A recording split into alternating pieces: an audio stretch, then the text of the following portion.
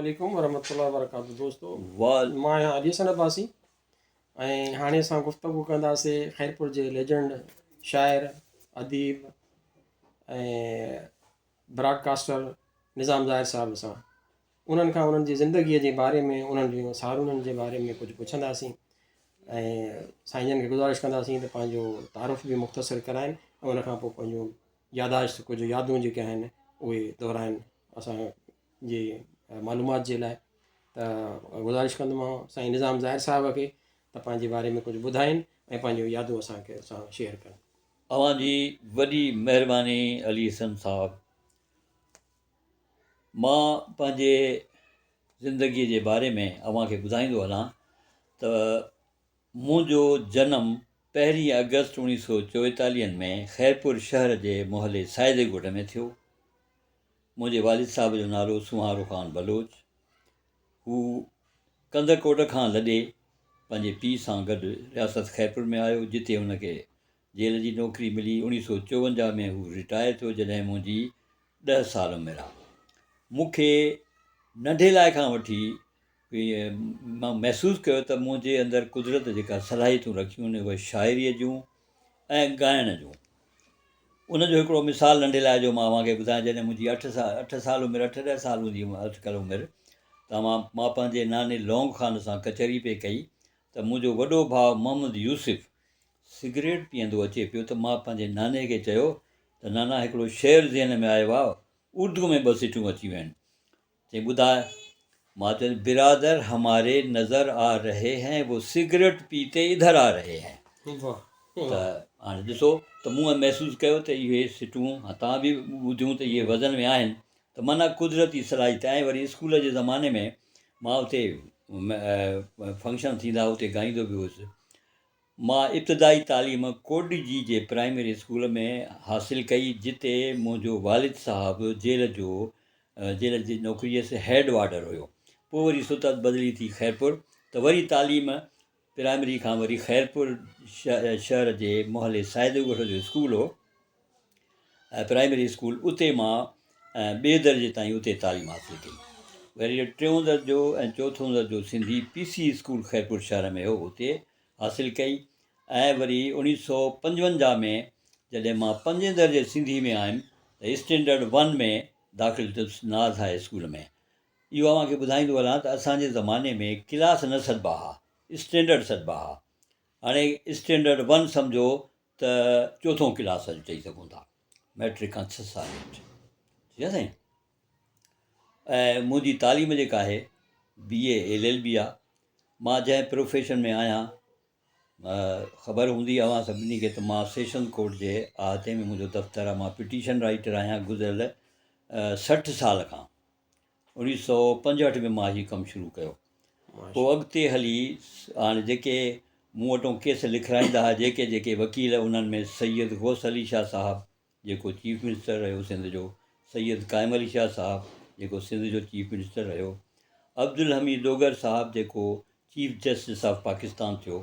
इन खां अलावा ॿिया केतिरा ई वकील उहे पहिरियों ड्राफ्ट ठाहे खणी ईंदा हुआ, पोइ मूंखे ॾेई वेंदा हुआ फाइल, मां पाण टाइप करे छॾींदुसि।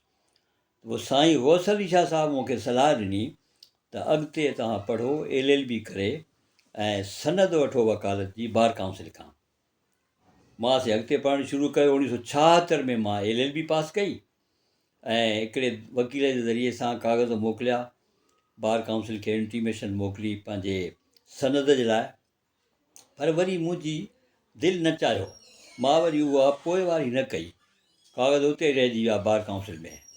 सैयद गौस अली शाह साहिबु जॾहिं वज़ीर आला थियो त मूंखे पियो चए त दादा तव्हांखे जेकॾहिं वकालत जी सनद हुजे हा त मां अव्हांखे जज बणाया हा। बहरहाल आहे सॼी नसीब जी ॻाल्हि। सभु कुझु सीखा हमने न सीखी होशियारी, सच है दुनिया वालो के हम हैं नारी। नंढे खां वठी मूंखे शाइरी ॿुधण जो ऐं पढ़ण जो शौक़ु हूंदो हो, ॻाइण जो शौक़ु हूंदो हो। पोइ जीअं मूं होश संभालियो त वक़्तनि फ़वक़्तनि सिटूं ईअं वज़न में ईंदियूं वेंदियूं हुयूं। पोइ ईअं नथो चई सघां मां त मां कहिड़े सन खां शाइरी शुरू कई। मुंहिंजे ख़्याल में जंहिं माण्हूअ खे अलाह ताला या सलाहियत ॾिए थो शाइरी जी, त उहो सम्झो नंढे जाईंदे जाम आहे, नंढे लाइक़ु ई आहे। सम्झो था न? त ईअं बाक़ाइदा खणी चई सघिजे थो त 1973 में सिलसिलो शुरू थियो जिते अदबी महफ़िलूं थींदियूं। मूं हिकु जमात ठाही, सचल सरमस्त अदबी संगत। ॿिया उर्दू वारा हुआ, उन्हनि बि पंहिंजूं अंजुमनूं ठाहियूं। बहरहाल वरी उर्दू सिंधी जो गॾियल मुशाइरो बि थींदो हो। मां उर्दू शाइरी बि कंदो हुउसि ऐं उर्दू में मुंहिंजा केतिरा गज़ल आहिनि। बहरहाल मुंहिंजो हिकिड़ो किताबु छपियलु आहे जेको Sindh graduates association Khairpur branch वारनि पंहिंजे ख़र्च सां छपिरायो हो ऐं उन किताब जो महूरत करायो हुओ सैयद गौस अली शाह साहब खां। उन वक़्त में साईं वज़ीर तालीम हो, 1982 में सिंध जो वज़ीर तालीम। ऐं उन महफ़िल जो ख़ासि महिमान साईं गौस अली शाह हो। सदारत तनवीर अब्बासी साहब जी हुई। उन फंक्शन में, उन तक़रीब में केतिरनि सिंध जे अदीबनि शाइरनि शिरकत कई। ऐं इन खां अलावा ऑफिसरनि, जजनि, छाकाणि जो वज़ीर इफ़्तिताह पियो करे किताब जो। सचल नेशनल सेमिनार थी इहो थियो हिते पब्लिक लाइब्रेरी जे लॉन ते, जेके बाग़ीचो आहे न पब्लिक लाइब्रेरी में। हींअर त हाणे उहा बिल्डिंग वरी उहा अॻूणी न आहे, हिन में वरी इज़ाफ़ो थियो आहे। त हिते थियो हो प्रोग्राम सचल पब्लिक लाइब्रेरी जे लॉन ते। शामियाना लॻा, हुन में घणो थियो प्रोग्राम। बहरहाल 2-2.5 कलाक प्रोग्राम हलियो। उन खां बाद में पोइ ॿियो किताबु अञा मुंहिंजो न आयो आहे, बल्कि एतिरी शाइरी इकठी थी आहे जो ॿियो किताबु अची सघे थो। ऐं उन किताब जो, उनखे मां तरतीब ॾेई रहियो आहियां। उन किताब जो नालो मूं सोचियो आहे सोच सोच सागर। मुंहिंजे गज़ल जो हिकिड़ो शेर आहे त समुंड समूरो सुकी सघे थो, समुंड समूरो सुकी सघे थो, ख़ुश्क न थींदो सोच जो सागर। असां जेसि ताईं अदबी शख़्सियतुनि जो तालुक़ु आहे, जिन सां मुंहिंजूं कचहरियूं थियूं। हिकिड़ो ज़मीनी सुवाल। हा जी बिल्कुलु। इब्तिदाई दौर में तव्हां कहिड़े क़िस्म जा किताब पढ़णु शुरू कया, कहिड़े क़िस्म जी शाइरी पढ़णु शुरू कई, या के कहाणियूं हुई, स्टोरीज़, छा पढ़ियो? हक़ीक़त में जेके बि हर क़िस्म जी शाइरी मां पढ़ंदो, ख़ासि करे प्यार मुहबत वारी, प्यार मुहबत इंसानी मसइलनि सां जंहिंजो तालुक़ु हुजे, अहिड़े क़िस्म जी शाइरी मां पढ़ंदो हुउसि। इब्तिदाई दौर में इहे किताब, उहे हा इहे ई किताब। ऐं उर्दू मां हक़ीक़त ॿुधायां तव्हांखे त मां नंढे लाइ खां वठी उर्दू ॿोलीअ ॾे मुंहिंजो लाड़ो रहियो। मां नंढ लाइ बि जेके ॿाराणा किताब हुआ उहे उर्दू पढ़ंदो हुउसि। यानी हिकिड़ो रसालो निकिरंदो हो लाहौर मां, बच्चों की दुनिया। उहो मोहम्मद अमीन शर्कपुरी उन जो एडिटर हो।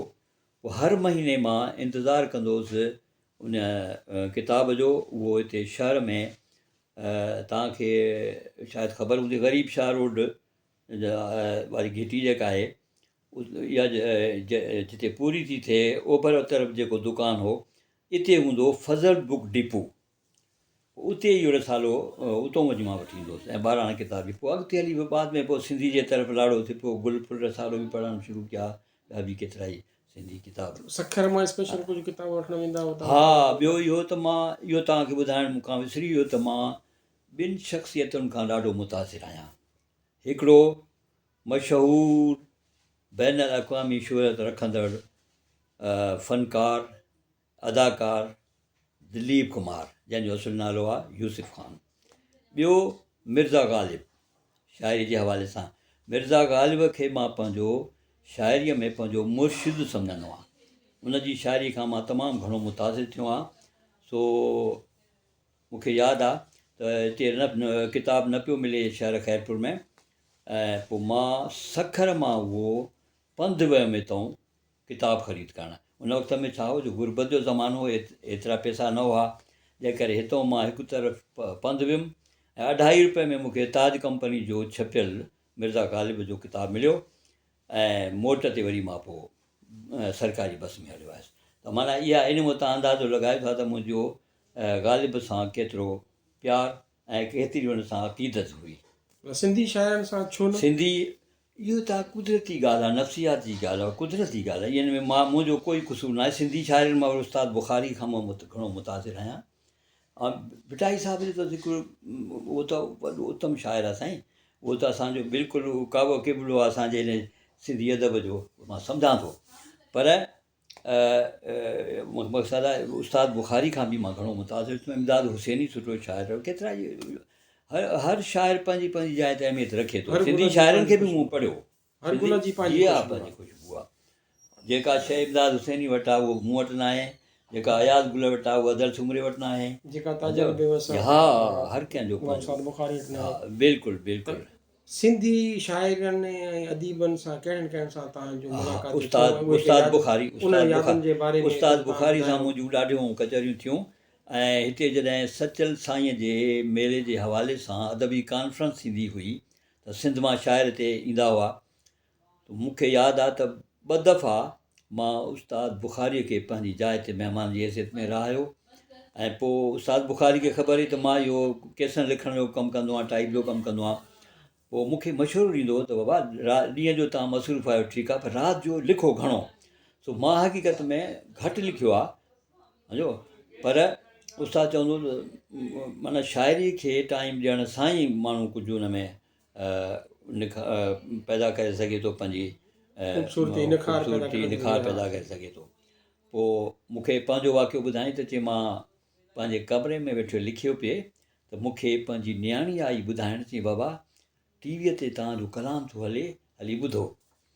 त मां चयो पंहिंजी नियाणी खे, पुटु तव्हां वञी इहो ॾिसो, हिन टाइम में ईअं बि मां कुझु बि का नई शइ लिखी वठां। त उस्ताद बुख़ारी जेको आहे सो डेवोटेड हो, बिल्कुलु वक़्फ़ु करे छॾियो पंहिंजी ज़िंदगीअ खे उन शाइरी जे लाइ। सम्झो साईं। उन जूं इहे मुलाक़ातूं थींदियूं किन हिन में मुशाइरनि में थींदियूं हुयूं, पर माना ज़ाती जेको मुलाक़ात मां पंहिंजे घर ते साईं खे महिरबानी करे आयो, उते ॾाढो माना तफ़सील सां थी गुज़रियो। ॿियो शेख अयाज़ सां बि मूंखे यादि अचे थो 3 मुलाक़ातूं रहियूं। पहिरीं मुलाक़ात मुख़्तियार मलिक 1980 में पंहिंजे ॿाराणी शाइरी जो किताबु छपिरायो। पोइ मूंखे चई त हलूं था शेख अयाज़ खे इहा कापी ॾियणु। सो वियासीं संदसि ऑफिस में, सखर वकील हो शेख अयाज़।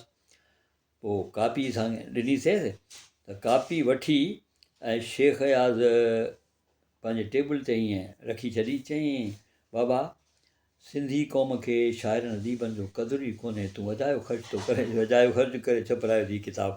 सम्झो साईं। बहरहाल मिलियो तमामु सुठे नमूने। ऐं इहा बि तफ़सीली त कचहरी नथी चई सघिजे, पर हीअ मुलाक़ात।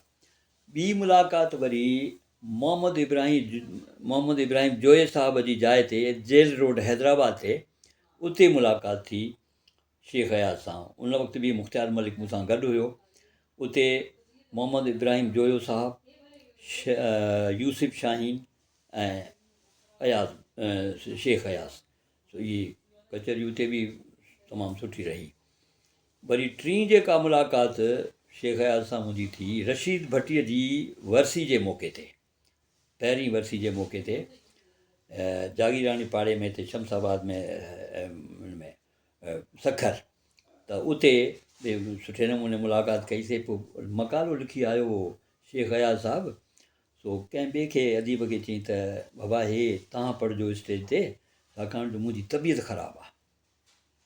बसि इहे 3 यादगिरियूं मुलाक़ातियूं आहिनि। इन खां अलावा इमदाद हुसैनी सां बि कचहरियूं थियूं, हैदराबाद में बि ऐं हिते बि सचल साईं जे मेले जे मौक़े ते जॾहिं ईंदा हिन में मुशाइरे में। ॿियो ताजल बेवस सां बि घणो मुंहिंजो तालुक़ु रहियो। ऐं ताजल बेवस सां पहिरीं मुलाक़ात मुंहिंजी 1976 में थी, जॾहिं हू मुंहिंजे ऑफिस में आयो हो पंहिंजे पाड़े वारे कुझु माण्हुनि सां। उन्हनि खे का दरख़्वास्त लिखाइणी हुई असिस्टेंट कमिश्नर गंबट खे, बल्कि ख़ैरपुर खे। उन वक़्त में ख़ैरपुर खे, ओॾे गंबट में अञा असिस्टेंट कमिश्नर कोन हो। कचे जी ज़मीनुनि जा इजाज़तनामा थींदा आहिनि, उहा दरख़्वास्त लिखाइणी आहिनि। हाणे पहिरियों दफ़ो ताजल बेवस सां मुंहिंजी मुलाक़ात 1976 में थी, मुंहिंजी पंहिंजी ऑफिस में। मां ॾाढो ख़ुशि थियुमि त इहो वॾो शाइरु, छो जो हुनजी शाइरी त मां पढ़ंदो हुउसि, हुनजा कलाम लिखियल तमामु मूंखे वणंदा हुआ। पोइ मूंखे ॾाढी ख़ुशी थी। पोइ मां दरख़्वास्त जा पैसा बि न वरिता उन्हनि खां, ऐं उन सां 4-5 माण्हू ॿिया बि गॾु आहे जेके हिन जा ॻोठाणा, उन सभिनी खे मां पंहिंजे घर हली मानी खाराई। वाह। उन खां पोइ जॾहिं बि मां कराची वेंदो हुउमि त ताजिल बेवस साहिब वटि ज़रूरु रहंदो हुउसि। वञी गार्डन रोड ते ऑफिसर्स कॉलोनी में ताजिल बेवस साहिबु रहंदो हुओ। उते कचहरियूं ॾाढियूं थींदियूं हुयूं। ऐं मुंहिंजे पर पुटु केतिरा ई मुंहिंजा शेर माना गीत गज़ल फ़नकारनि जे आवाज़ ॾींदो, उन्हनि जे आवाज़ में रिकॉर्ड बि कराईंदो। इहा बि हुनजी वॾी महिरबानी। ऐं तव्हांखे ॿुधायां त 1977 में मां कराची रेडियो स्टेशन ते प्रोग्राम करणु वेंदो हुउमि, हफ़्ते में हिकु दफ़ो कॾहिं 2 दफ़ा। पोइ उन माना शौक़ जी ॻाल्हि आहे। उतां मिलंदो हुओ 100 रुपियो फ़ीअ जो, ऐं ख़र्चु अची वेंदो 250-300 रुपया, सम्झो। हिकिड़ो शौक़ु हा, शौक़ जो। ऐं 1977 में ई पहिरियों दफ़ो मूंखे पाकिस्तान टेलीविज़न वारनि मुशाइरे में घुरायो हो, सम्झो था। त उन मुशाइरे में सम्झो इहो 1977 जी ॻाल्हि आहे, अक्टूबर आहे घणो करे। ॿिया जेके बि शाइर आहे मूंखां सीनियर शाइर आहे, उन्हनि में मुर्तज़ा ॾाढाई हुयो, गुल हसन गुरडो हुयो, मिर्ज़ा असद बेग, मिर्ज़ा कलीज बेग जो पुटु उहो हुयो, ऐं मुज़फ़र हुसैन जोश हुयो, मंज़ूर नक़वी हुयो, इन खां अलावा ॿिया बि केतिरा शाइर हुआ। त उन 77 जे इहो महिरान रसालो जेको सिंधी अदबी बोर्ड वारा कढंदा आहिनि, उन में मुंहिंजो हिकिड़ो गज़ल छपियो हो। त मुमताज़ मिर्ज़ा साहिबु जेको आहे उहो PTV ते स्क्रिप्ट प्रोड्यूसर हूंदो हो। उहो उते रिकॉर्डिंग वक़्तु उते स्टूडियो में आयो, अञा रिकॉर्डिंग शुरू न थी, त मूंखे अची चई त बाबा तव्हांजो जेको गज़ल छपियो आहे हिन में महिरान रसाले में, उहो ई पढ़िजो, ॿियो कुझु न पढ़िजो। हुन सम्झो त नओं शाइर आहे, अलाए कहिड़ी शाइरी पढ़े। बहरहाल मां उहो ई गज़ल पढ़ियो, पर हुन सां गॾु हिकिड़ो गीत बि पढ़ी छॾियो त मुंहिंजी दिलि घबराए थी, तुंहिंजी यादि सताए थी। अॻिते हली उहो मंज़ूर सखीराणी ऐं अनीता रियाज़ जे आवाज़ में रिकॉर्ड थियो, PTV तां हली नशर थी चुको आहे, टेलीकास्ट थी चुको आहे। इहो सम्झो था न। पोइ इन सिलसिले में वरी ॿुधायां, जिन जिन माण्हुनि सां मुंहिंजो वास्तो रहियो, जेके मुंहिंजी शाइरी खे पसंदि कंदा हुआ, उन में हिकिड़ो केतिरा गुमनाम माण्हू हुआ, बाद में उन्हनि सां तालुक़ु थियो। अशफ़ाक़ भंबरो हिकिड़ो हैदराबाद जो माण्हू, किथे म्यूनिसिपलिटी में को मुलाज़िम वग़ैरह, पहिरियों दफ़ो फ़ोन कयईं मूंखे, तारुफ़ु करायईं पंहिंजो, चई तव्हां फ़ोन नंबर किथां वरितो हूंदी मुंहिंजो। पोइ उन ई नगमे जी उन ॻाल्हि कई त इहो मुंहिंजी दिलि घबराए थी, तुंहिंजी यादि सताए थी, इहा शाइरी मूंखे तव्हांजी पसंदि आहे। ऐं ॿियो मंज़ूर सखीराणी जो बि मां फ़ैन आहियां। सो इहा रिकॉर्डिंग मां PTV तां मूंखे ऑडियो रिकॉर्डिंग मिली सघी आहे, बाक़ी उहो वीडियो रिकॉर्डिंग न मिली सघी आहे। मां पंहिंजी वीडियो ठाही आहे, उहो जे चओ त मां तव्हांखे WhatsApp अथव त मोकिलियां, हुन पोइ मोकिले ॾींदी मूंखे। सम्झो त इहा मुंहिंजी, मां सम्झां थो इहा मालिक जी महिरबानी आहे, मञता आहे। हा, हिकिड़े दफ़े ॿुधायो त गुलबहार बानो जे आवाज़ में हिकिड़ो उर्दू कंपेयरिंग सां सिंधी नगमनि जो प्रोग्राम हलियो। उन जी बाद में पोइ मूंखे ख़बर पई त उन में कंपेयर हुयो क़ुर्बान जीलानी, जेको ड्रामनि में बि हुयो। हा, उहो कंपेयर। ऐं गुलबहार बानो जे आवाज़ में 4 कलाम टेलीकास्ट थिया, 2 मुंहिंजा, 2 शाह अब्दुल लतीफ़ भिटाई जा। हाणे उहे जेके 2 कलाम मुंहिंजा उन में हलिया, उहे अॻ में सिंध सिंगार प्रोग्राम में ज़ुल्फ़िकार नक़वी प्रोड्यूसर हो PTV जो, उहो टेलीकास्ट कराए चुको हो। हे जेको हलियो प्रोग्राम, ॿीहर उहा रिकॉर्डिंग हली, 2 मुंहिंजा, 2 शाह साईं जा कलाम, उस पूरे सॼे नशरियाती राब्ते ते, पूरे टेलीविज़न जा जेके सेंटर पूरे पाकिस्तान में नेशनल। हा, उहो इहो थियो। ठीकु आहे न साईं। ऐं मुंहिंजा TV तां बि मां सम्झां थो 50-60 कलाम टेलीकास्ट थिया आहिनि। ऐं केतिरनि जी रिकॉर्डिंग मूं वटि आहे, केतिरनि जी न आहे, केतिरी वरी ॿियनि माण्हुनि वटि महफ़ूज़ आहे। मां सम्झंदो आहियां त जेको स्टेज ते घुराए प्रोग्राम करे ॾींदा आहिनि अवार्ड, उन खां अवार्ड हे वॾो अवार्ड आहे जेको माण्हुनि खे जेका कंहिं शाइर जी शाइरी पसंदि आहे त उहा उते उहा शाइर जी महफ़ूज़ थी वई, उहा मञता जेका आहे सा वॾो अवार्ड आहे न साईं। ऐं न त आम तरह सां तव्हां ॾिठो आहे त जेके इहे स्टेज ते घुराए ॾींदा आहिनि उन में दोस्ती यारी निभाई वेंदी आहे बिल्कुलु त सही। यारो फलाणो रहिजी वियो खारो भरे ईंदा आहिनि हिन अवार्डनि जो त यार उहो फलाणो शाइर रहिजी वियो उनखे त घुरायोसि उनखे बि ॾियूं, इहो न आहे। तनवीर अब्बासी साहिबु बि इहा ई ॻाल्हि कंदो हो त मञता इहा आहे। ऐं तनवीर अब्बासी साहिब जो ज़िक्र कंदो हलां मां त उन सां त घणियूं कचहरियूं थियूं। तनवीर अब्बासी साहिबु तमामु मूं सां मुंहिंजे पुटु मुज़फ़र सां घणो प्यारु कंदो हो ऐं जॾहिं बि को प्रोग्राम थींदो हुओसि अदीबनि शाइरनि जो पंहिंजी जाइ ते त मूंखे लाज़मी घुराईंदो हो, सम्झो था न। ऐं पाण असां बि जेका का दावत कंदा हुआसीं त खेसि घुराईंदा हुआसीं।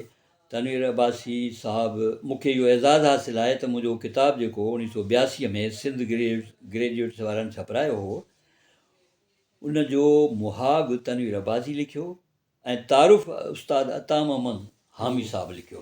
हाणे इहे ॿई वॾा नाला आहिनि साईं अदब में। हिन में कोई शक हा, इन हवाले सां मां पाण खे ख़ुशि नसीबु सम्झंदो आहियां। दोस्तो, इन सां गॾु अॼु जो प्रोग्राम हीअ केसि ताईं हिकिड़ी पूरी था कयूं ऐं निज़ाम साहिब सां उन्हनि जी यादुनि ऐं सारुनि जे बारे में इनशा प्रोग्राम थींदा रहंदा ऐं असां मुलाक़ात थींदी रहंदी। अस्सलामु अलैकुम वरहमतुल्लाहि वबरकातुहू।